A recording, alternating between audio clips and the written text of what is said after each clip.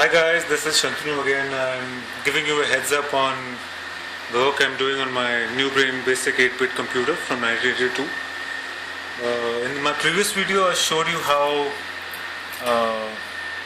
pin 1 of the CPU is almost going to break off, and I also showed you that pin 40 on this socket is pretty damaged.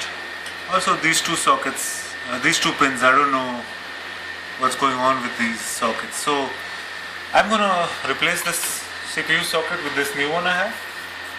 It's a 40 pin, same thing. And then I'm gonna try this old CPU in the new socket on the board. I'm sure it's not gonna give any results, but let's see. Alright, the power's gone out, sorry for that. I'm gonna go about replacing that socket on the board and I'll be back with you. Thanks.